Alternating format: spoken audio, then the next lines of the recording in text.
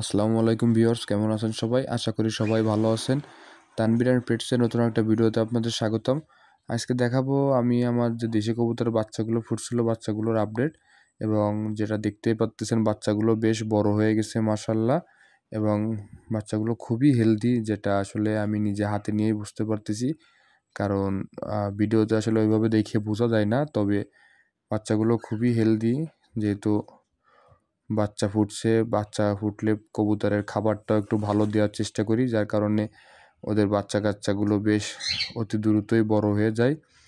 এবং এগুলো আর 10-15 দিনের মাথায় ইনশাল্লাহ সেল করা হবে।